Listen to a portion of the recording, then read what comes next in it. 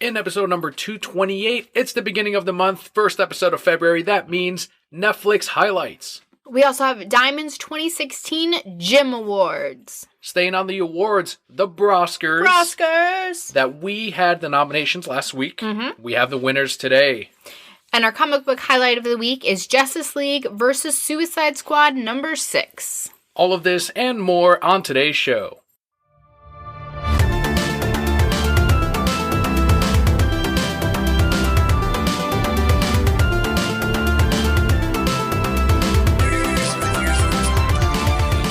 Hello and welcome to the Reasons I'm Broke podcast, bringing you the reasons we're broke every single week, ranging from comics, movies, TV, video games, and more. I'm Daniel. And I'm Kelly. The way we format the show for any new listeners is first we cover some news, we move into our Patreon shoutouts for the week, and then we close it off with a comic book review or two, this week being the number 6 of 6 of Justice League versus Suicide. Something I always like to hear in the beginning of our show, though, is, Daniel, how was your week? It's going well. We are still coming off of the second best month the show's ever had with January. So thank you so much, and hello to all new Brokettes. Welcome to the Brokette family. Last week you were sick. Today I am sick. Yes. But it is at the very beginning of the sickness, so I'm not yet feeling all of the effects. I just have the sore throat and the achy body. Tomorrow I'll feel like shit. Tomorrow I'll be editing and feeling like shit. Right. Well, we are a fortunate couple where we are never sick at the same time, which is good. And I really don't think you caught my sickness because we never seem to catch each other's sickness. But yes, last week I was so sick. I felt horrible, and it only lasted for 24 hours, and then I got well pretty quickly. That's good. But I think I might still have an ear infection. I don't know. I've never had an ear infection. They suck. They are awful. They're worse than a sore throat, in my opinion. Well, there's pressure in my ear, and it won't pop. Is that an ear infection? That's an ear infection. All right. Well, then, yeah, I got one of those. But, I'm searching for, old home remedies, and they're like, put apple cider vinegar in a cotton ball in your ear. And I'm like, whatever. And it actually worked. Apple cider vinegar fixes everything. Yes. When our family dog, Sally, had this ear infection as well, we ended up looking up some remedies, and the apple cider vinegar came up also. And that you just dilute with half water, and you clean their ears with it, and Sally got better within days. She didn't have that goop anymore, and she didn't have the scratching or the itching. Right. 100%, that's probably what's going to happen to you. Probably. I'm a dog now, I guess. It just works for dogs and people. When I woke up with a sore throat, of course, I had a dentist appointment today. I'm like, yep, it has to be today. Of when course. I have to have my mouth open and fluids going down into my mouth and throat, because it goes all the way back there. Even though they have that little tube, you still have saliva and water. And it's the first time that I hadn't been complimented on my teeth. So I was like, what the hell is going on? Well, here's the thing. They just didn't have time to compliment you on your teeth, because you were back there and out in 20 minutes. For my regular cleaning. But they're always saying, did you have braces growing up? Your teeth are great. They look awesome. I'm like, oh, do go on. So now I just expect it every time. And they never believe me when I tell them I've never had braces. So it's the only time I can go to a doctor's office and actually feel good about my health, the way I look and the way I feel. And it's at the dentist. And instead, they're just like, all right, you're good. Here you go. Not even everything looks good, no cavities, just, all right, when do you want to make your next appointment? Aww. Well, I guess August. See, I always get complimented on my straight teeth, too. They always ask me if I have braces.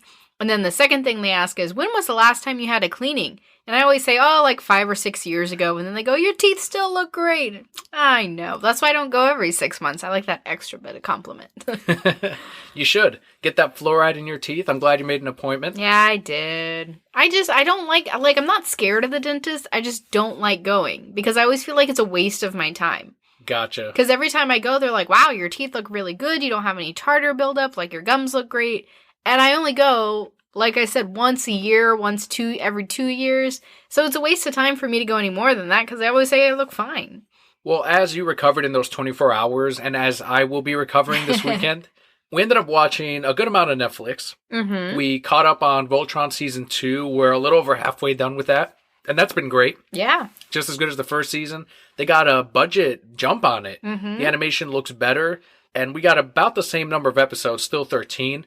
Story is not as full of surprises, but instead it's diving into the characters a little more, which is really nice. And then I also discovered one of your favorite shows of all time, The Nanny. The Nanny. So I did post on Twitter. Daniel was a fantastic husband and bought me the full series on DVD because I was missing the last 2 seasons, and the only way you can get them is to buy the full thing, of course. But yeah, still my favorite show. I've seen every episode at least twice, some of them like 4 or 5 times, because it used to come on. I used to watch it when I was a kid, like I was really young, and I would watch it on TLC. TLC? I don't know. It came on some channel. And then when I was a little bit older, it came on TV Land at night, so I used to watch it falling asleep, and of course they showed 2 episodes a night, and it's still one of my favorite shows. Maybe the animated opening is what caught your attention as a kid. Oh, is this a cartoon? And then the show starts, and you're like, well, I might as well watch this. I was hanging out with a friend who knew about the show, I think because she had older cousins. So then she watched it with her cousins, and she's like, oh, let's watch this show because it's on. And I don't know, I just fell in love with it. Like, I was like 11, and I shouldn't have liked that show at 11, because it all went way over my head. And watching it again now, there's so many more things that I'm picking up on, and knowing about Fran Drescher and her history. You remember the episode we just recently watched where Mr. Sheffield had his rain boots on? Yeah. I watched an interview with him, and that's how he showed up to his audition. He showed up in, like, crappy yellow rain boots, and that's why she put it back in there, because that's how the actor showed up for his role. And you were telling me that in The Nanny, she has a bunch of her personal friends show up in the episodes. Oh, yeah. So it's really her show. It really is. Show. All the celebrities that show up are personal friends of hers. I was reading some trivia. Her mom in the show is labeled as a guest star through the entire thing, so they wouldn't cast somebody else. Because when it became, somebody who was in there the whole time, then the studio would have had control over casting it. Gotcha. Well, The Nanny isn't on Netflix yet, but it did relate to us getting better, and I'm going to be watching more Nanny. I'm definitely hooked on it. It's very funny. Isn't it great? Niles is amazing. Niles is awesome. I love the butler. But here we have the list of this month for the highlights on what's coming to Netflix, and it's a pretty decent list. Mm-hmm. There's some Disney in there, some cartoons that I grew up with. First off, we have Babe from 1995. I loved that movie. Love Babe. I'm still going to watch it. I'm sure it stands up. It's probably still good. I mean, you still got that, years. If I had words to make a day for you. I always felt like that was a really long movie. Did it ever feel that way to you? A little bit. I'm sure it's about 2 hours long. 22 years now. I'm sorry. I said almost 20 years now. Yeah, it's about 22 years ago that Babe came out. The special effects on making all the animals' mouths move, like even by today's standards, looks pretty good still. When was the last time you saw it, though? We may watch it now and be like, ugh. I want to say about 5 years ago, and I didn't sit down and watch it from beginning to end. But Babe, I will definitely watch again. I remember it being a little dark, too. Oh, yeah. I don't know if it's a kid's movie, really. But Was that the one where they were pushing all the pigs to get slaughtered? No, that was Gordy. Did you ever see Gordy? I think so. This is the one where the sheep get killed by the wolf. Yes, and then he's trying to Ba-ram you.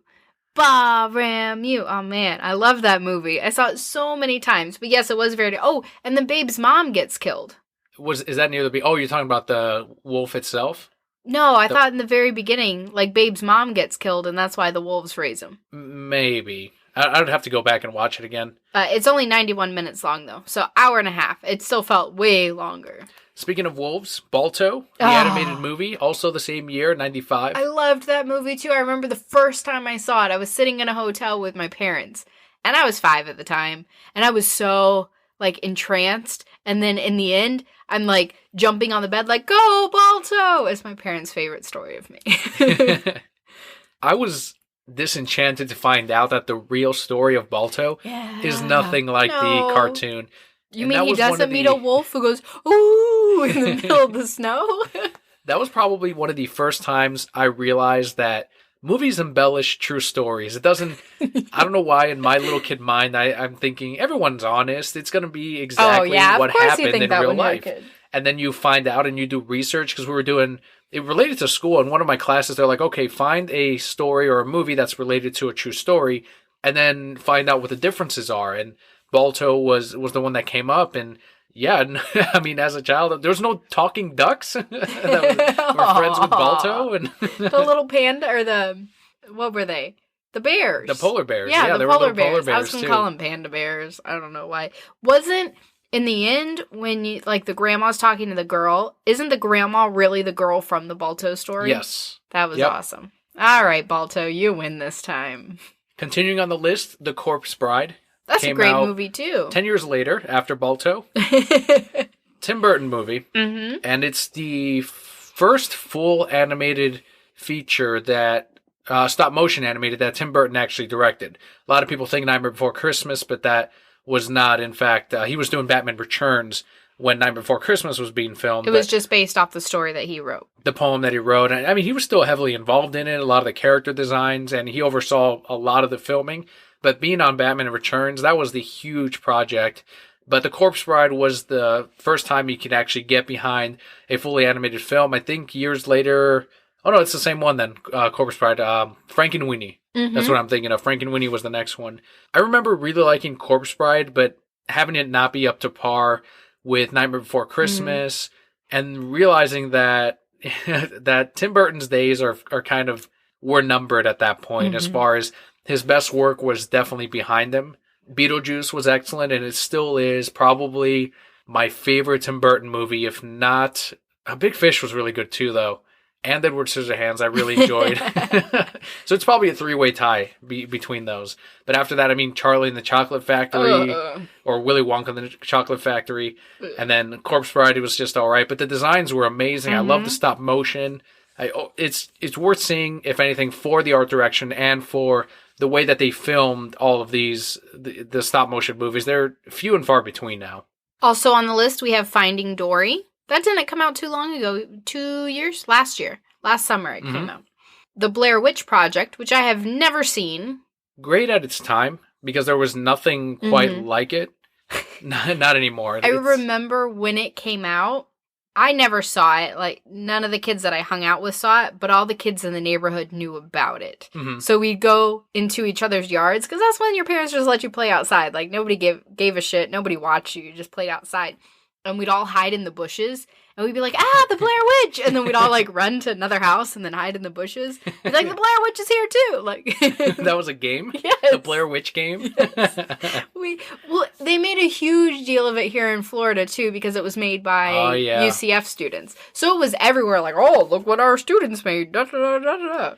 And I remember when it came out, they said, this is real. They never found these guys. Mm-hmm. And that's how they marketed it. And that was one of the reasons why it was so successful, is that people really bought into the story. It goes back to Balto. You know? People thought it was real. Talking ducks. Really, Dan? Talking ducks. Also, The Chronicles of Narnia, The Lion, the Witch, and the Wardrobe. Never saw it. Worked at the movie theater when that came out. Remember it doing really well at the box office. I saw it. The thing I remember most is they were supposed to make a movie for every single one of the books. Mm-hmm.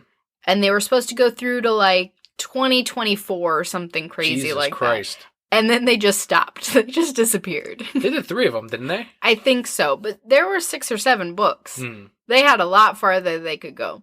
I remember watching the first one and enjoying it, but it wasn't really something I'd go back and watch again. I was like, yeah, it's true to the book. Lots of symbolism. There it is. Aslan's Jesus. We get it. That was played by Liam Neeson, wasn't it? Was he? I'm pretty sure it was. I think he was too, now that you mention it. But I didn't know who he was back then. One of your favorite book series, Twilight. I did, once upon a time.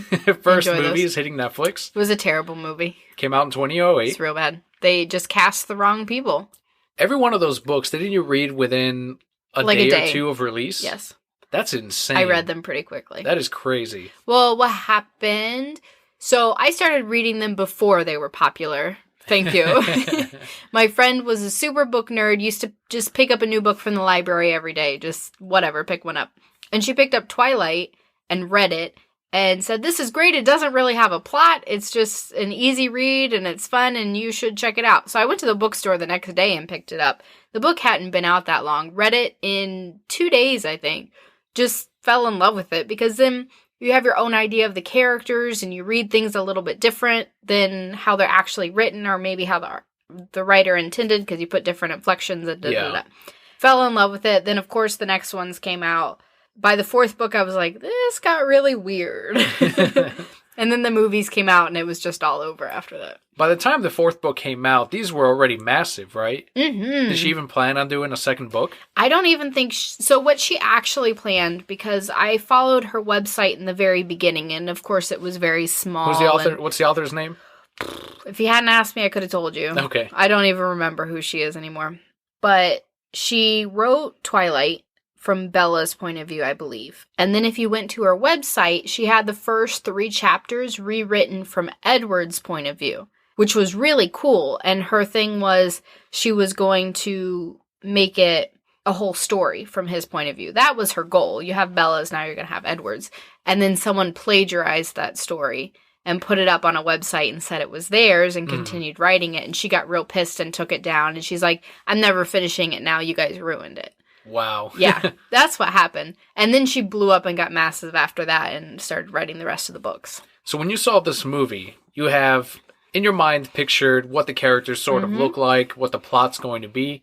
What was the most disappointing thing about I remember you really not enjoying it. It was all so disappointing. So I don't think anyone was ever happy with Kristen Stewart's casting. The guy who played Edward was just not the Edward in my mind. And I understand for some girls, yes, that probably is Edward because they think he's an attractive man. Or turned into Edward in their minds. Right, or turned into Edward.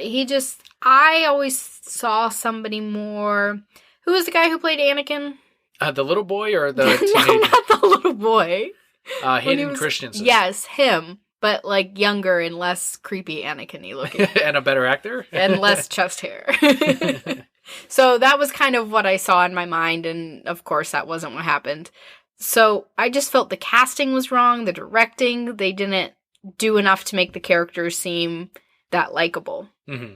None of them. I mean, the dad was cool. Yeah, and he wasn't even in it that long. He wasn't. So he was the only one that I thought they picked somebody good. Maybe Carlisle, the vampire doctor man.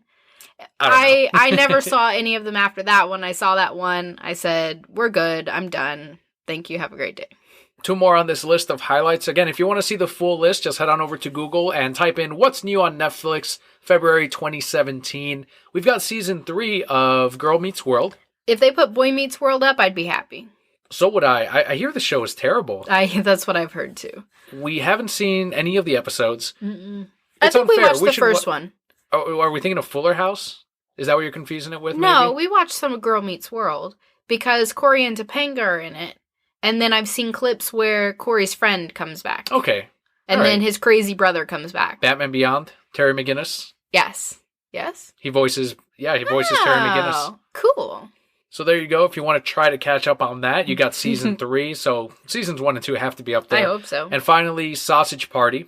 I always call it Sausage Fest. I know a lot of friends really enjoyed it. That CG animated movie with all of the talking meats and vegetables and jokes about nice buns. Oh, get it? Because it's a hot dog bun. And I don't know. It really turned me off just from seeing those trailers. I'm like, this isn't for me. I'm not going to see this. It's dumb guy humor. That's what it looks like to me. I don't know. If you want to watch it, we can. Because I'll probably be like, this is dumb. I think I'll watch Blair Witch before I watch it. Sausage Fest. You know how normally I say movies are written by 15-year-old boys? This one's probably written by a 17-year-old boy. There you go. So it just gets worse.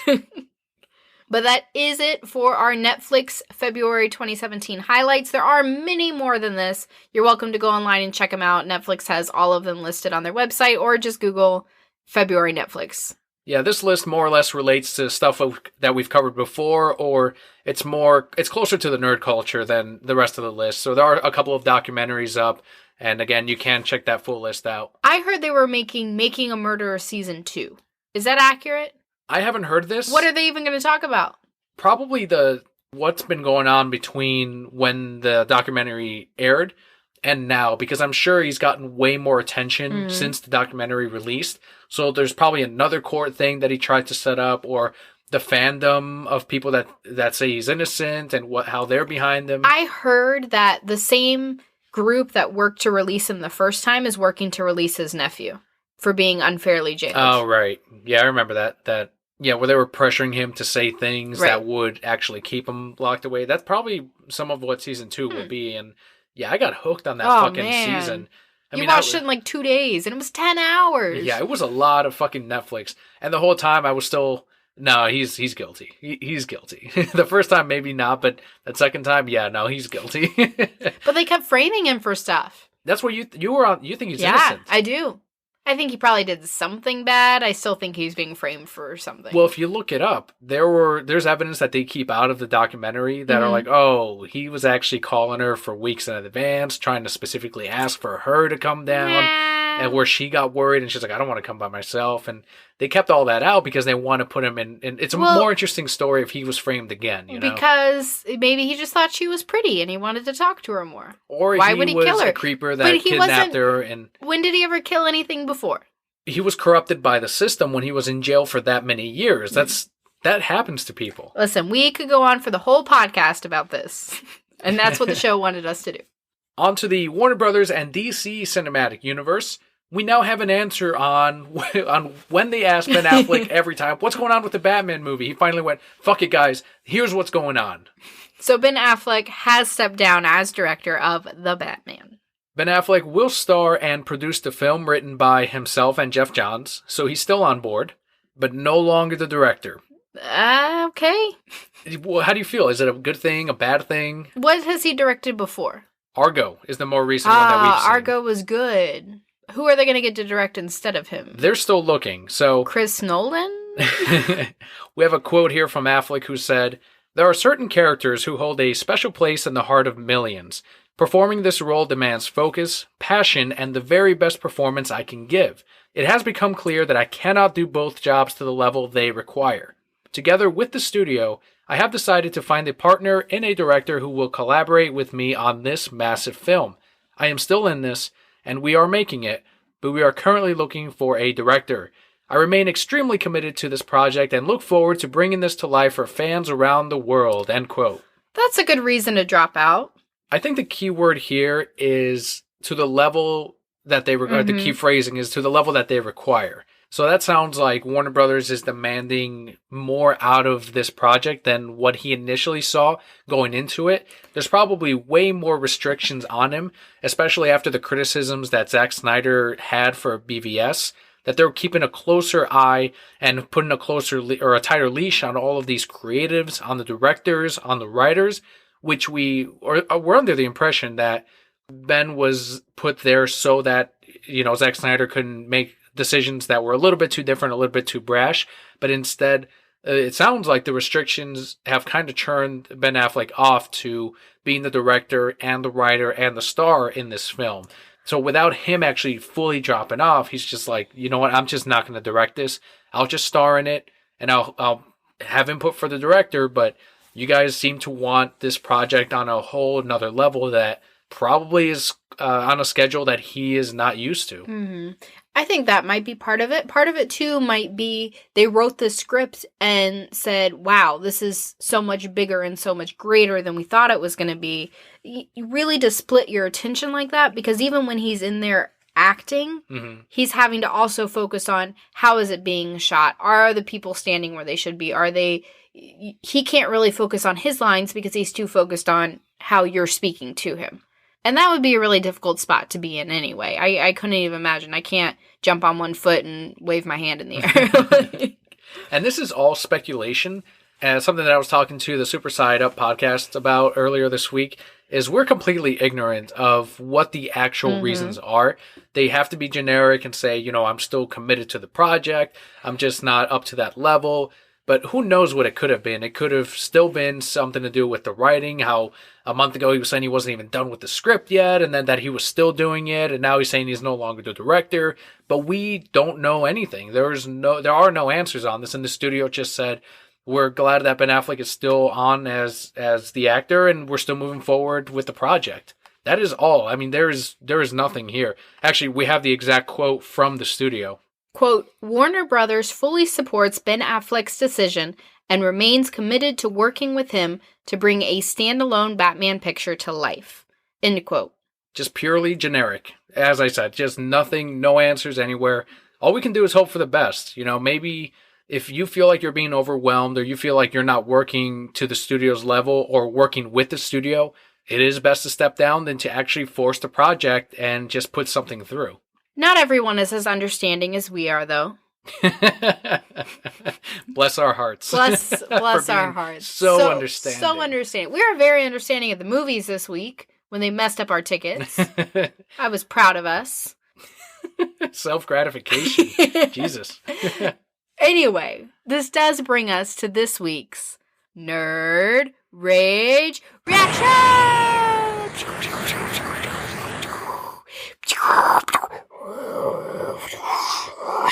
Is that enough background noise? Sure. Nerd Rage Reaction to any new listeners out there is a quote from the stories that we pull up every week that we find to be funny or irrational or something that we can sort of make fun of. We are not going to tell you who it was or give out the names. You are more than welcome to try to look it up yourself. But here is this week's Nerd Rage Reaction. I gotta get my voice ready.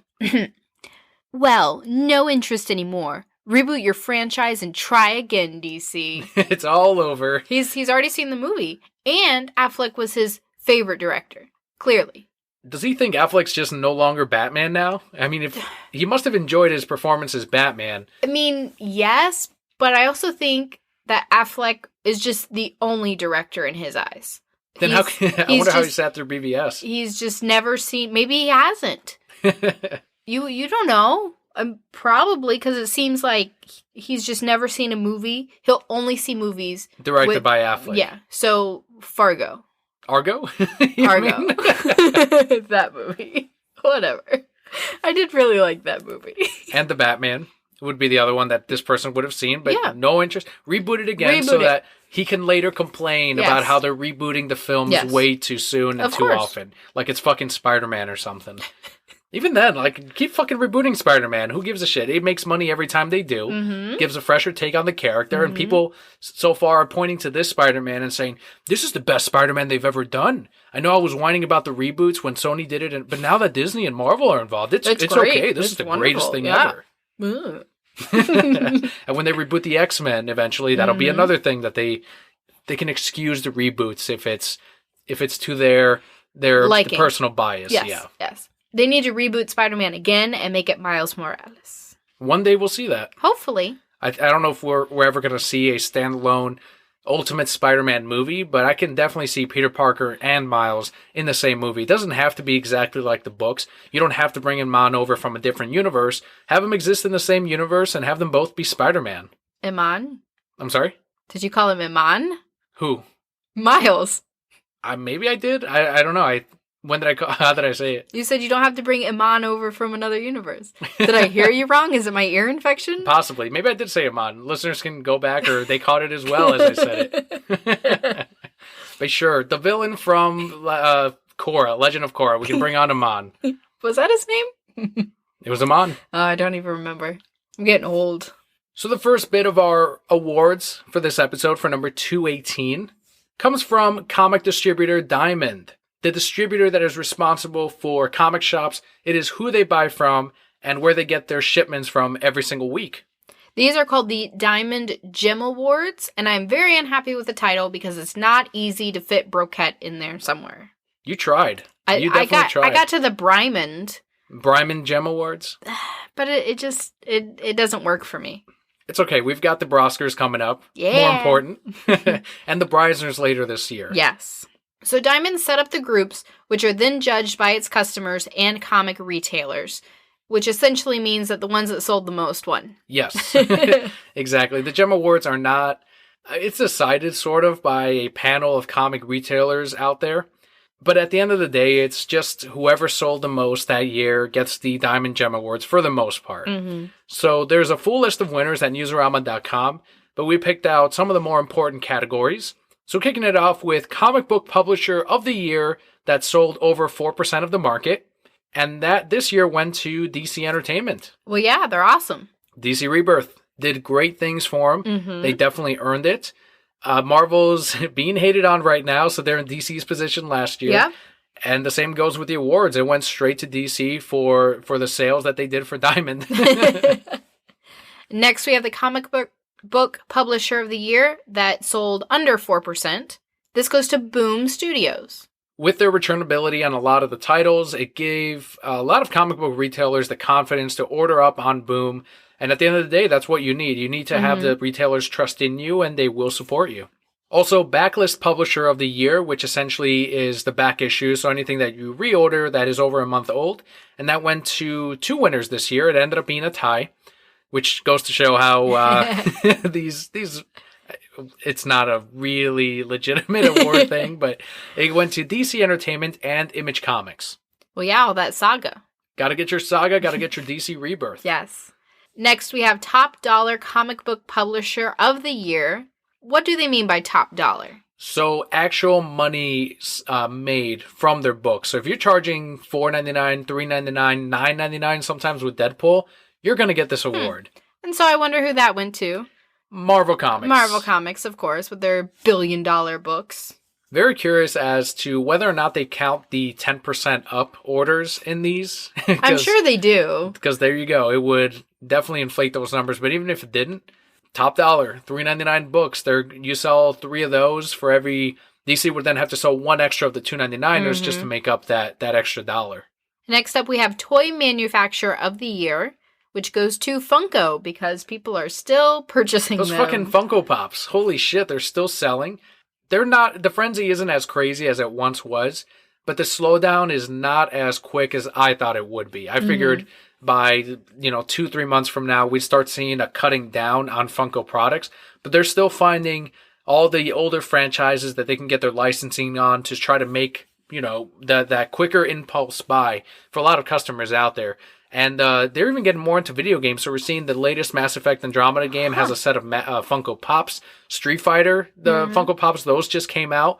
They're even making Sexy Ryu, the Funko Pop. Do you know what Sexy Ryu is? So the latest Street Fighter game, one of the alternate costumes for Ryu was shirtless, which, okay, he's been like that before. But they gave him this beard. And when they animated this beard, yeah, you're going to look it up now. I am. But the beard is so thick, and it works with Ryu that people dubbed him Hot Ryu. So Funko, when they did this particular pop, they have a regular Ryu with the white outfit, but then this one actually says Hot Ryu on it. And I thought that was really funny. So yeah, that's the one right Lumberjack? I mean, I see it. You would have called him Lumberjack Ryu? Yeah, probably. The title of this article is Hot Ryu, Sexiness versus Sexual Objectification. So sue them. The first male Street Fighter character that they objectify. Oh no. Does his beard have like boob animations? Like does it move? Should. Like boob physics. The unrealistic boobs do? Continuing on the Gem Awards. Comic Book of the Year under $3. That went to DC Universe Rebirth #1. That's a great pick. Huge title. Yeah. That's where we first saw the hints at the Watchmen joining the main DC universe, and truly what kicked off DC Rebirth and the successful year that DC has had. We also have Comic Book of the Year over $3, and this goes to All-Star Batman #1. When you put Scott Snyder's name on it, there's huge anticipation on it. And all these star artists like Jock, that was on there too. He's doing the Mr. Freeze work right now. Oh, he's not a colorist? He's not a colorist. It's just that name, Jock? Although you could count it because he does do his own covers. He colors his own covers. So yeah, makes sense. Also, licensed comic book of the year goes to Boom Studios' Mighty Morphin Power Rangers #1. That's awesome. No one expected it to do as well as it did. We ordered up on #1 and we sold out within that week because of all the different covers. That ended up being the gimmick that really worked out for Boom Studios. They had the main #1. It's like, okay, you want to get all the Power Rangers? You got to get the red Power Rangers cover, the yellow, the blue. And it worked on me. I picked up one of every cover. I pre-ordered it ahead of time. So I got lucky because it wasn't too late for me where only the yellow and pink Ranger covers were left. Aww. I was able to get all of them. And later on, I was able to track down the Green Ranger one as well. The Pink Ranger was my favorite. She's got her own comic now. Good. You can buy that. Wait, she has her own comic? Yes. Power Rangers Pink Ranger. Why didn't I know about this? Do you want me to get you the back issues? No. This is why they don't give the Pink Ranger more things. Is there a trade paperback coming out with it? There will be, yeah. I do kind of want to read it. Is it good? Is it a love story? I haven't read it. I have no idea. I'm curious. Find out for me, and then let me know. Next, we have the licensed trade paperback / hardcover of the year. And this goes to Star Wars, the trade paperback for Vader Down. And that comes straight out of Marvel Comics. I'm working my way towards Vader Down, but I heard that the main Vader series was better. So that's what I had been reading, and yeah, it has been great. So eventually I will get around to Vader Down. Also, the reprint trade paperback hardcover of the year went to one of your favorite comics, Saga, Volume 6. Good job, Saga. I'm not surprised. It should just win all of the awards. Congrats to Image Comics and the team over at Saga. The comic is still going strong. We're how many issues in? And it's still as great as that first issue. It hasn't let me down yet. This last issue was just, it was horrible. It was dark. And terrifying. And I loved it. In the last 4 pages, just, oh, my heart. Next up, we have the original graphic novel of the year. This goes to Dark Knight, A True Batman Story. And that's from the hardcover, Paul Dini's book, which we had. Did we talk about that yet? Did you read it? Oh, you missed out. It's in our shelf. You got to read it. It's so good. I thought you liked the animated series. I do. This is the dark story of Paul Dini getting beaten to shit. Oh, you told me about it. I didn't read it. Drinking himself for like a month straight and just turning into a hermit because it was so traumatic for him that he just did not want to leave his apartment. I remember you telling me about it and how great it was, and I will make time to read it eventually. The beauty behind this book is that the different Batman villains and heroes are symbolism for the different fears that he has, the different doubts that he has. So, for example, the Joker is there telling him, just lay back. You've been beaten up. It broke your jaw and your nose and you fractured your cheekbone. Relax. Have another beer. Watch some cartoons. You don't need this world right now. And then Batman the whole time is telling him, no, get up. The entire book, it's just Batman telling him to get his fucking ass up and get back to work. That's awesome. I wish I had a Batman to wake me up like that in the morning and be like, go exercise. You eat too much. All right, Batman. Another mile. Now. Okay. Good on Paul Dini. I don't know if he himself gets the award, but it's still something that they can throw on the hardcover or the softcover when they eventually come out with that. Best new comic book series went to Spider-Man / Deadpool from Marvel Comics. Sold really well. It was originally a mini-series and now it's an ongoing. That's awesome. We also have the Best All Ages series, which goes to Lumberjanes from Boom Studios. That's a series we ended up dropping out of, but the trade paperbacks do extremely well. The comic series, the issues itself do all right. But yeah, it ended up being a very fun comic. It's just we have to drop some things sometimes. The Best All Ages original graphic novel actually went to DC Superhero Girls Volume 1, Finals Crisis. That's awesome. So it sounds like the DC Superhero Girls are doing well for them. For sure on the graphic novel side. We know about Free Comic Book Day coming up. There's going to be a DC Superhero Girl book for that day, and let's see if the products go through. If I worked at a toy store, I could definitely tell you, but they're still pushing DC Superhero Girls, so it's definitely doing something for them a year later. And the final category we have is Best Product of the Year, Best Toy Product of the Year, which goes to Batman Animated, Mad Love, Joker, and Harley Quinn from DC Collectibles. So this is the pack that came with the Mad Love graphic novel, the trade paperback, and then the Harley Quinn figurine with the red onesie, or I don't know what you call it, negligee? Yes, a negligee. A onesie is what I have that I wear as Harley Quinn, which covers everything. Negligee is the opposite of that. And this is like the first time, I think, you ever see an action figure of Harley Quinn in the negligee. We've seen the statues. There's been art prints and artwork as well. But I don't recall any kind of toy like that because they would not have made that toy. Back then when the show was out? No way. I'm surprised they even got away with her wearing that. And when I saw that in previews, knowing that this was not a figurine ever, I'm like, I don't think they're ever going to sell her by herself. Even if they do, great, but I want to have this 2-pack, and we ended up getting it. So the Joker, which we've seen that figurine of the Joker before, but then you get that Harley that even now has yet to be reprinted by herself. Yeah, that's never going to happen. They're going to ask you to pay them more money and get the Joker. And people will happily do it. And people obviously did happily pay for it because there it is, top of the list. So congrats to all the publishers on the GEM Awards. The less important awards, the Breisners are coming up. I mean, this is something to shoot for. Publishers like, that's nice, the GEM Awards, but keep an eye out for the Breisners. They're coming. We accept cash bribes. We're weeks away. Still accepting those. We accept autographed bribes. They can all become Patreon backers, and it may or may not influence who wins. Dustin win if you just send us just a goodwill gift of an original art piece. That's fine. So as much as we love books and comics, it seems like the New York Times does not hold the same value in this anymore. Mm-hmm. So the New York Times will no longer publish bestseller lists for graphic novels or manga. These lists will be absent from the paper as soon as its February 5th edition. So this was a pretty big deal on Twitter, especially from a lot of comic book artists and writers and fans in general. Initially, I felt like, okay, well, how many of us actually pay attention to the New York Times lists?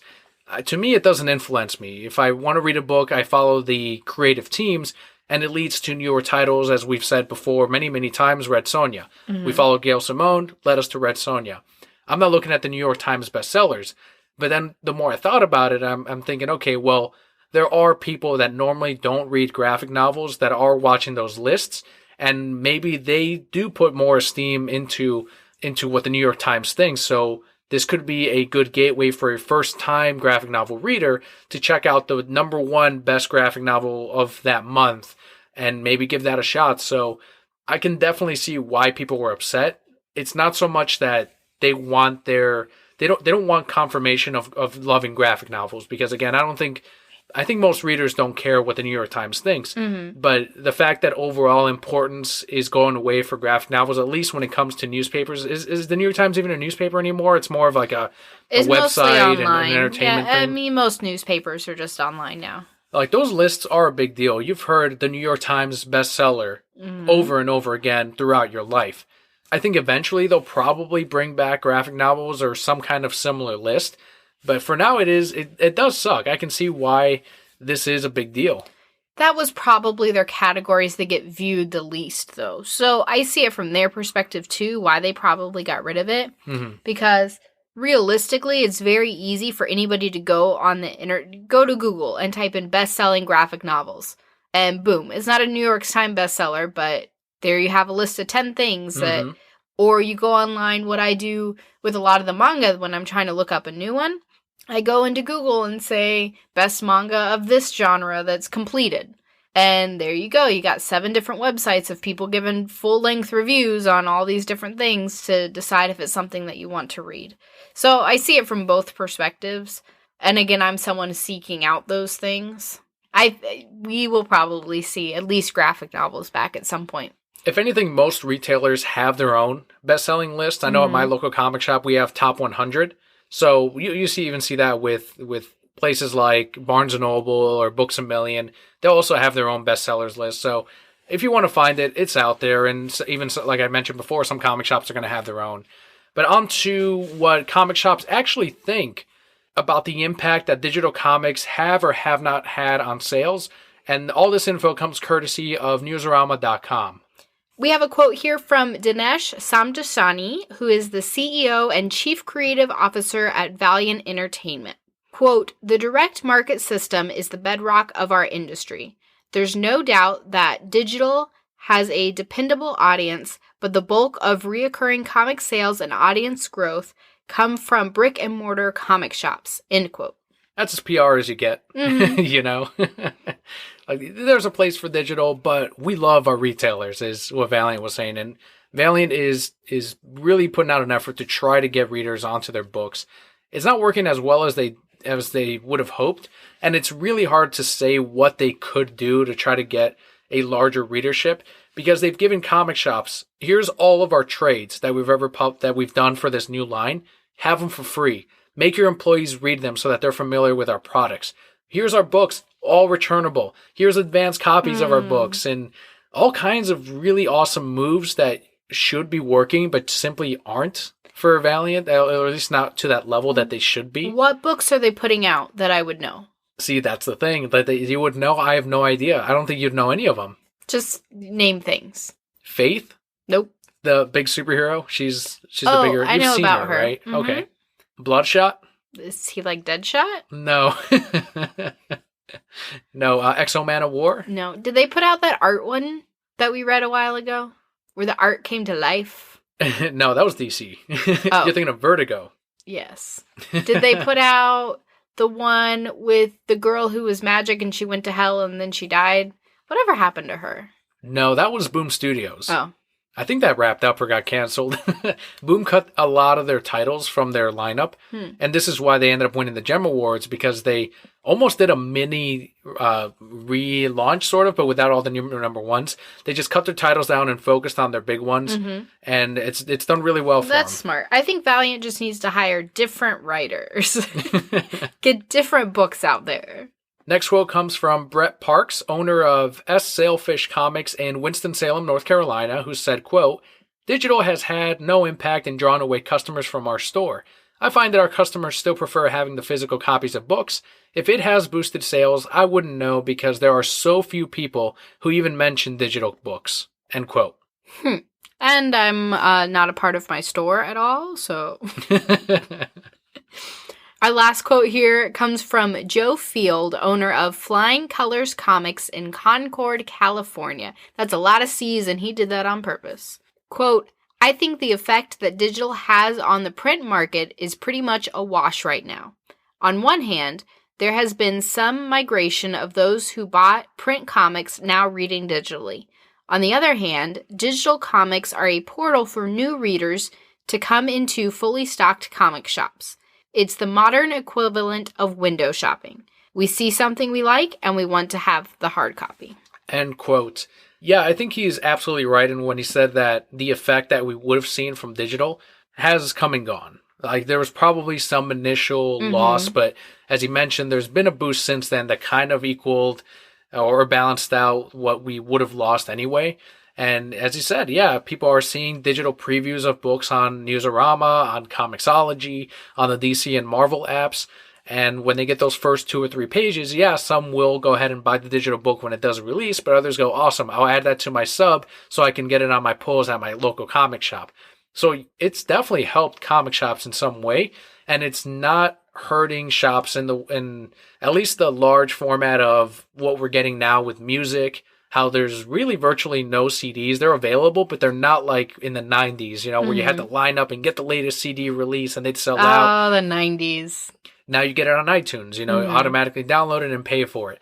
And that same level has not hit books because there is more collectability to physical comics. The collector mentality is ingrained into comic book readers, whereas it's not to movie viewers or music listeners. Some people just want to listen, or they just want to have the movie. They're not as invested in, okay, and I want to bag and board it, and I want to store them. There's a meticulous art to collecting comics, and I think because of that, you're not going to see that digital move, if we ever do see it, anytime soon. I remember I've only known one person who bought comics digitally. And it was somebody I worked with who lived just super far away from any comic book store. So she would buy the issues digitally, and when they came out in a trade paperback, then she would make the journey to the comic book store and buy it that way. So yes, it pulled away from the comic store in that sense, but at least she was still invested in comics and took the time once every 6 months to go out and get the trade paperback. The one thing I do want to remind anyone that maybe has that same situation, there's not a comic shop near them, or maybe even a good comic shop near them. I've heard that story a lot too, horror stories actually. Keep in mind that many shops, huge shops out there, do mail order subscriptions.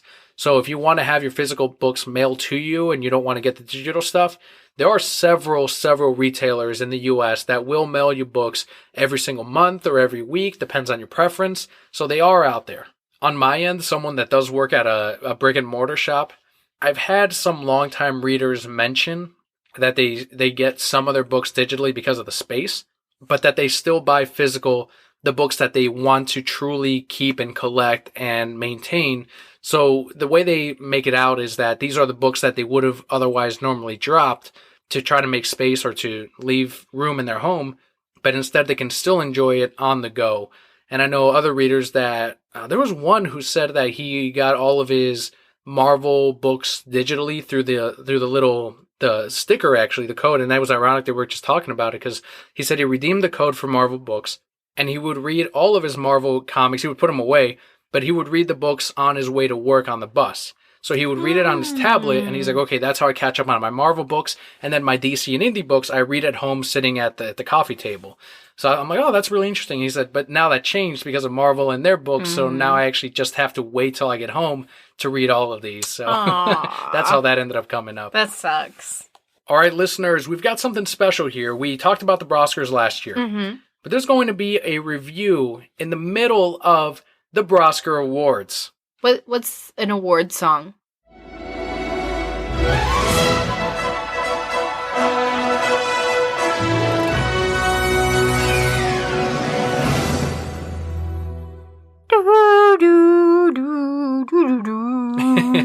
Actually, I have an award song, and it just played. I had one last week, too. Oh. So there's your intro, Brokettes, to the BROSCARS 2017, first ever. I don't know why you keep putting songs in these things, because I just sing them all. We don't need any more sound effects. Oh, perfect. We don't you need also said any more last songs. week you'd have a song with lyrics. No, I don't even remember that. I was sick. I don't know what I was... What was I going to make a song to? You tell me. You don't remember one that came forward with this. You don't even remember either. So as a recap, listeners, we've got 3 categories. 3. Best Picture, Best Makeup and Hairstyling, and Best Animated Feature. So we'll go down the list and give you your nominees and the winners at the same time. Mm-hmm. So let's save Best Picture for last, because that seems to be the big one. Yep. And that's what other knockoff award shows usually also do the weighting on. So let's start with Best Makeup and Hairstyling. Wonderful. So your nominees are A Man Called Ove, Star Trek Beyond, and Suicide Squad.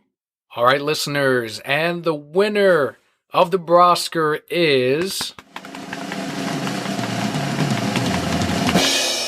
Suicide Squad! Suicide Squad! Congratulations to Suicide Squad and the crew over at Warner Brothers for winning in Best Makeup and Hairstyling. And this is the first BROSCAR Award for Warner Brothers. Yes. Thank you, Warner Brothers. They won simply for Killer Croc alone. Yeah, let's give them our reasoning. Killer Croc looked great. Mm-hmm. I'll even argue that Enchantress, when she wasn't in her CG form, looked really cool, especially when you have the I don't know if they were tattoos or dirt or whatever, but you actually see that that is on the actress herself, and it's not computer generated. Mm-hmm. But yeah, the biggest reasoning for this, as you mentioned, was Killer Croc. We didn't get a massive 12-foot CG monster that you're like, oh, well, they're not really talking to anyone. This is an actor with actual, what looked to be like some kind of suit of scales. Mm-hmm. I don't know how they did it, but it looked like the actual skin for the actor. It didn't look like it was too uncomfortable when he's moving his face around. You know, some of those makeup jobs, you can see that it's really stiff, but for him, you can see him. He can express himself. When he says, y'all just tourists, and he jumps into the water. All of that you see from the actor. And they did an excellent job on Killer Croc.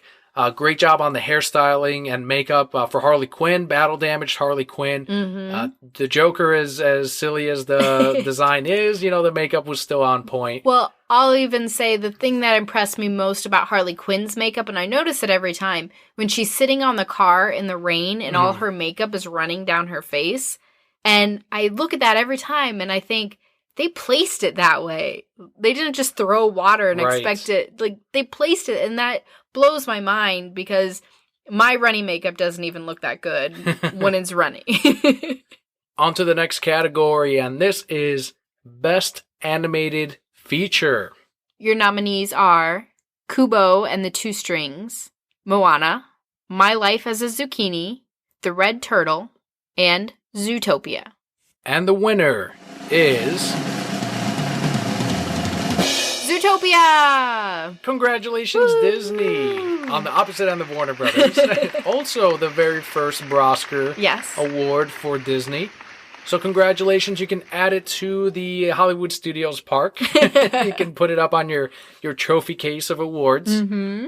If you want to make a BROSCARS attraction, we can talk. We have to go through some hoops and legalities. Legal, there's contracts to sign and likenesses to make. Use the same technology that you use for the Hall of Presidents. Please do. To remake Kelli and I, and we can forever be like animatronic hosts to these 3 categories. It's just these 3. And maybe next year we'll add another category. Yes. But that'll require a contract renegotiation. Okay. So just as a heads up. All right. But Zootopia was a movie that we really enjoyed. And I think mostly because we weren't expecting to enjoy it as much as we did. Right. It's the plot, that the symbolism of, holy shit, this is sort of what was happening at that time when that movie came out. And also a huge reflection of the 70s and all the drug busts that were happening during that period, which has had an impact on the cultural society that we have today. And they outlined it in this children's movie of talking animals, and you watch it, and as a child, you're like, okay, this is a story about acceptance and not thinking about others before actually assuming of others based on who they are. And as an adult, you're like, this is about drugs. This and is racism. about minorities. And yeah. There's even lines where one of the characters calls the bunny cute, and she's like, other bunnies can call each other cute, but not regular people. And you're like, oh, I know what he's talking about. It's stuff like that edged out Zootopia from the rest of the competition. So congratulations to Zootopia. And our final category is Best Picture. But as we mentioned earlier, this does come with another movie review. 2 options. You either follow my rules or follow my rules. Capiche? Thank you. I can do it a different way. No, that's fine. Thank you very much.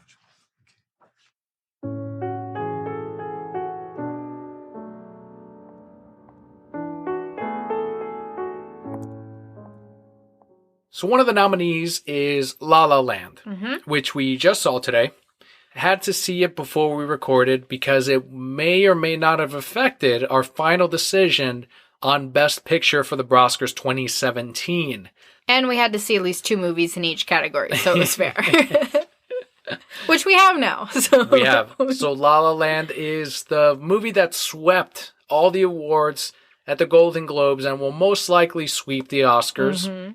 It is a musical movie. If you haven't seen it yet, I mean, I don't think you can really spoil it because there aren't any twists per se in the movie. I don't want to talk about the ending because I don't want to ruin how it actually ends. But the basic plot is it's about following your dreams. It's about someone who wants to open his own jazz club and is trying to save jazz. And it takes place in modern times. So you see cell phones and modern technology when it comes to shooting movies because you see a lot of sets. It does take place in California and Hollywood. And the other character, who's played by Emma Stone, is trying to become an actress and trying to make it big. And she's going to all these auditions and she's in love with movies. This is a movie that sucks Hollywood's dick so well that is why it swept at the Golden Globes. You see dance numbers, musical, original music scores, sets that are moving back and forth on set at Hollywood and Warner Brothers. There's references to older movies. This is where they shot this in the movie itself. Casablanca. And, yeah. Exactly right. So it's a lot of, as we were doing earlier, self-gratification of Hollywood, of the dream. And there's a range of different characters of all backgrounds and colors. And so all of that is what Hollywood loves and what the I guess the Academy is who decides this at the end. It's a huge vote that takes place for the Oscars every year, and it's stuff that would be right up their alley and that they love.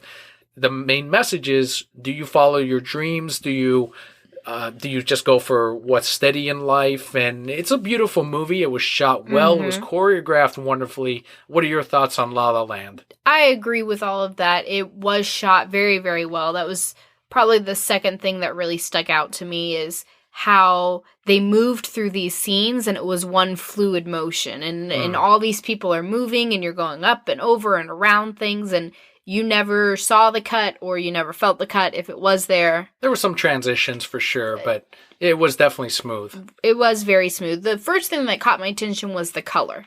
So they used color as symbolism a lot in this movie. So, for example, in the beginning, everything is yellow, green, blue, or red.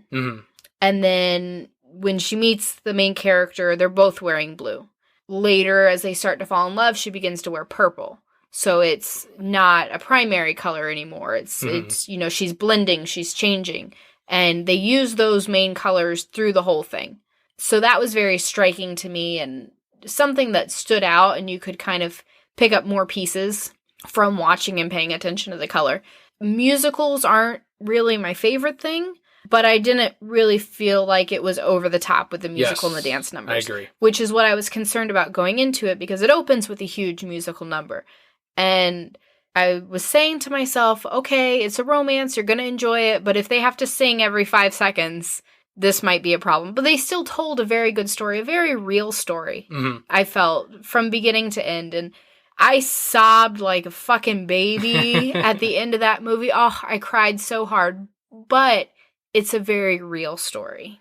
Anyone that has tried to make it in their field, and it doesn't necessarily have to relate to acting or movies, but anyone that has put themselves out there and been rejected, this will speak very heavily to you. And I think that's everyone at some point in their lives. So it relates to most audiences. I mean, it's definitely, there's something there for mostly everyone. It speaks a lot to having to make sacrifices for your dream too.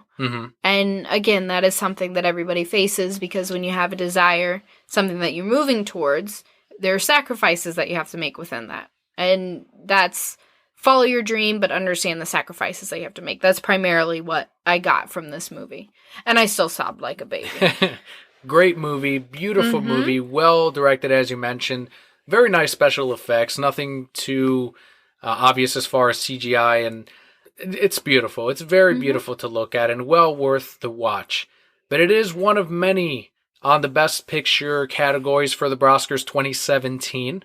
So our nominees are Arrival, Fences, Hacksaw Ridge, Hell or High Water, Hidden Figures, La La Land, Lion, Manchester by the Sea, and Moonlight. And the winner of Best Picture for the BROSCARS 2017 goes to... Those are the drums. Arrival. Arrival! This was controversial in my mind. I was going back and forth on this because I either choose, at least on my end, I don't know how you felt, but I either choose the movie that was better crafted or the one that moved me emotionally. And I will tell you straight up, La La Land is the better crafted movie. It's a better directed movie. It's the better shot movie. It's got beautiful use of color, as you mentioned. But the story in Arrival is so well done, and it hits you so fucking hard throughout it as you get little hints of this, and this, and then finally the very end, there's not even like another scene of, and this is what happens after, you figure out everything. Just the ending hits you, and then the fucking movie is over, and you realize that this was way more than just about aliens and communication, that it just leaves you completely in tears, speechless, sad, thinking for days about this ending and what you would have done and how this character felt, how Amy Adams felt. And that's what, at least I felt, movies are about. It's about thinking and moving you emotionally and leaving you with something. So on one hand, you have something that's gorgeous to look at and to experience, but The Arrival is something deeper and something that hits you on a much, much deeper level than, and this, not to minimize it, but career choices is what it ended up being for La La Land. Yes. So I too was going back and forth, because if I were to give you my honest opinion, which one do I think will win the Oscars out of the two, it would be La La Land. I think La La Land has more for more people. Like you said, it was better directed. The story was a little easier to follow than Arrival. But from a personal standpoint, and I know you're the same way, we like movies that you have to think about. At the end of Arrival, the best way that I could describe my feeling was I've arrived. I've arrived to the point. Like, it's a weird pun, but I mean, that's what it is. It takes you on this crazy journey. As much as I sobbed in La La Land, I was crying in the first 5 minutes of Arrival. I got through that first scene and I was like, I can't do this anymore. This is supposed to be about aliens, and this is not about aliens. And you get through that first scene and you think, all right, that was it. We're good. And now we're going to see how she deals. And oh no, you're not going to see how she deals because it's another whole mess of shit. And it just, that story, if somebody had just come up to me and said, like, pitch that idea to me. Like, there's going to be these big-ass aliens, but this is going to happen too. I'd be like, you're fucking out of your mind. That's never going to work. People aren't going to like that. But it was so good. And I recommend that movie to everybody I talk to. I think La La Land is more for mass audiences. Yes. But it also has that very Hollywood audience, the ones who love Broadway, the ones who love musical. They are going to flip over that movie because it's a very good movie. Mm-hmm. But for intellectuals and people who... It's a smart sci-fi. It's a smart sci-fi. Sure. I mean, we mentioned it when we gave our review. When we left the theater, people were like, well, that wasn't scary. And they just... they missed the point. Of the whole thing. Yeah, they missed the point of the whole thing. So for the BROSCARS, Arrival, All Day, Every Day, was a fantastic movie. Just watch it once and feel those highs and lows and bring your box of tissues. For Every Day, and who will probably win the Oscars is La La Land.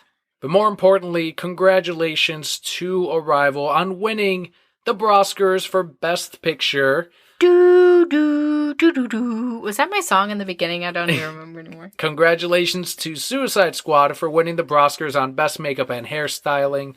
And congratulations to Zootopia for this year's Best Animated Feature.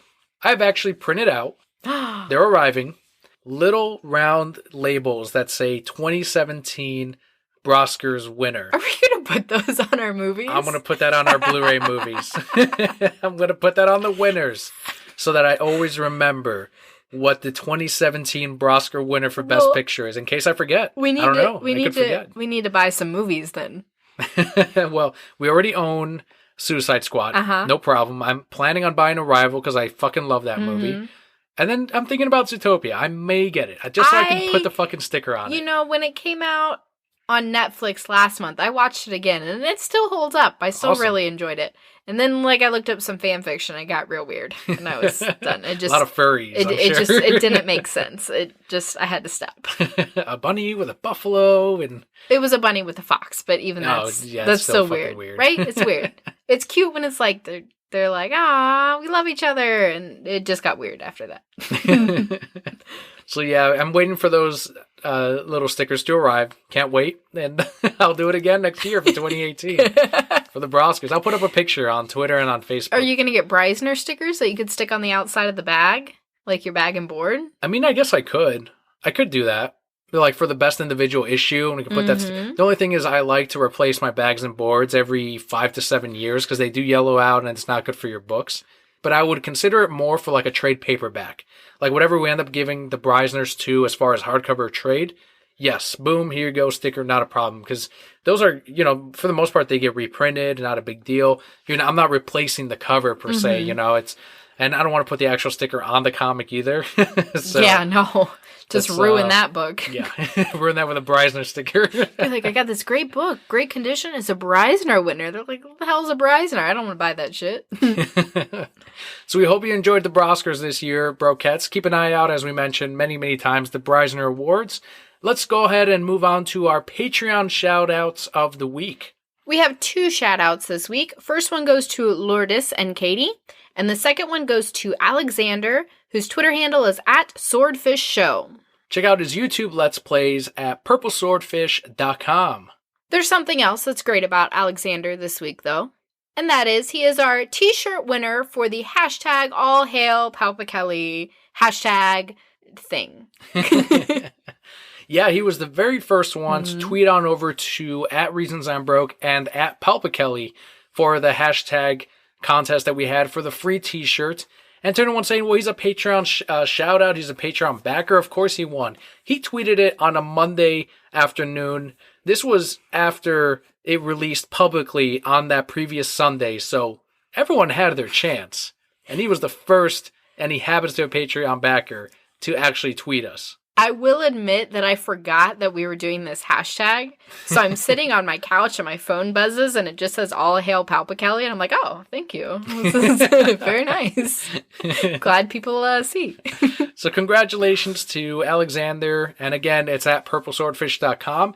And also thanks again to Lourdes and Katie for your Patreon backing. If you also want your monthly shout out, head on over to patreon.com/thereasonsi'mbroke. And for as little as $1 a month, you too can get your shout out on the Reasons I'm Broke podcast. That's less than a bag of chips. That's less than a cup of coffee. If you want to back us for even less than what a Starbucks drink would cost, you can get your decals as well, courtesy of decalavenue.com. But of course, guys, our show will always be free. The best thing you can do for us is talk to us on Twitter, leave us reviews, comments, let other people know that you're listening and that you like our show and that they should listen too. So wrapping up the show today, we've got our comic book highlight and review of this week, and that is Justice League versus Suicide Squad number 6 of 6. This is written by Joshua Williamson with art by Howard Porter, and the colorist is Alex Sinclair. That is not a good colorist name. So let's talk about the first major DC Rebirth event, as they called it, but I feel like we've had at least one other so far. But Justice League versus Suicide Squad, highly anticipated, sold extremely well, way better than we expected at the comic shop. Still waiting for those second prints on Justice League versus Suicide Squad number 1. And it's unfortunate because this was a weekly book, which probably contributed to the success of the comic. But on the downside, it makes it so that comic book retailers can't order accordingly. Because remember, we order these things 3 months ahead of time. So we're like, okay, all 6 Justice League books, how do we order those? They're coming out every week. We can't wait to be like, okay, how much did we sell of number 1? 150 copies? Okay, then we'll order, 130 of number 2. It didn't work out this way. Every shop just had to kind of guess and hope that the books sold out of whatever copies they ordered, because we don't know who's going to buy Justice League vs. Suicide Squad. Turns out everyone is going to buy Justice League vs. Suicide Squad. You can't predict it. Sometimes it's like, yeah, we'll get 100 copies, and then no one buys it. It's like, what? Out of nowhere. So, yeah, the full story is all wrapped up, and it will come out as a trade paperback. What do you think about the impact that this overall had on the DC universe? Do you think it was less than what you expected? Were you satisfied with the characters that they used for this whole story arc? Some of them were weird, like Flame Swordman. I think he was a new character too. Was he really? Yeah. I don't think he had appeared in the DC universe before this. He was weird. I was satisfied. I enjoyed the story. It went exactly like I thought it was going to. Oh, they're fighting now. We're teaming up. Now somebody's brainwashed, so we're fighting again. Yeah, it went exactly how I thought too. Oh, we got brainwashed, and Batman has to fix everything, and Batman is going to fix everything. And Batman didn't get brainwashed. Yes, obviously. We all knew he wouldn't. He says it's because Max Lord chose not to brainwash him because he didn't see him as valuable because he didn't have superpowers. Did he try to brainwash Batman? No, because he knew he couldn't. What I was waiting for was the moment when he tried to brainwash him, and he's like, feed your inner darkness. And Batman's like, I don't know, something like he lives in the dark or something. I am darkness. Brr, brr, brr, brr. Punches him in the face. Mentally punches him, and it hurts him physically. That's what always happens when they get, like, mentally punched. Punched in the brain. That's why he's always nosebleeding. It's not that he's using his psychic powers. It's Batman's constantly mentally punching him. Yeah. That's what I was waiting for. And that didn't happen. But everything else happened about how you would expect it to. The one thing I am going to spoil, so this is your warning right now. Task Force X turns out to be Task Force 10. Yay! So now there's going to be a Task Force 11 because Amanda Waller, that was the greatest shit right there, where she's pretty much caused all of this yet again, put herself in danger just so she can get fucking Batman off her ass about the Suicide Squad. He has been threatening to shut down the Suicide Squad, and then this greater threat comes out. The Suicide Squad is useful for it. It's almost a movie plot. And then Batman says, I was wrong about your Suicide Squad. There is merit and benefits to it, but I'm taking Killer Frost with me. And it was all a part of Amanda Waller's plan. I was like, how did you out Batman? How did that fucking happen? She didn't. Batman knew. He knows there's a Task Force 11? I'm sure. It took me a while to pick up on that was Task Force 11. I'm like, Task Force C? What's Task Force C? She's just making stuff up now. I was happy with it, again, because it's Batman fixing everything. And of course, if you love Batman, you're going to love this entire arc. They utilized Killer Frost so well. She sort of became the heart of this entire story. The story of, even though she's a mass murderer, she's killed many people in the past, there is redemption to it. redemption to the level that Batman is willing to work with you because he sees the changes that you went through to try to be a better person. So there's so much to digest in that final 6th issue. Really good. If you like Justice League or Suicide Squad, definitely recommend that you pick this up. Like you said, the trade paperback is coming out soon, or you can attempt to track down all the single issues. So there it is, Brocats, your comic book highlight and review of the week and the podcast, episode number 218, Under Wraps. We're getting up there. We hope you enjoyed the BROSCARS 2017. Let us know if you had seen any of the nominated movies or animated movies that we had on here, and what your personal picks and winners would have been. My pick would have been Triple X. If I were just wasn't nominated. Just for the trailer alone. Best trailer, Triple X. Ugh. Congratulations. A Beauty and the Beast trailer is pretty good. Really good. Yeah, the Justice League one too, with Aquaman up against Batman. Pretty awesome. Who's going to win? I don't know. You or Batman? I don't know. Oh, Batman. They're going to have to watch it. They're going to have to watch it. Batman. So thank you so much for tuning in this week, Brocats. Don't forget to head on over to www.thereasonsimbroke.com for a link on everywhere you can find us, including Twitter, Facebook, Tumblr, Pinterest, so many out there. Google Play Music, Stitcher again. And also follow at Kelli on Twitter. Of course, hit me up on Twitter. Ask me questions. Give me a reason to use my Twitter. Sometimes I forget about it for a few days. But I'm at Kelli.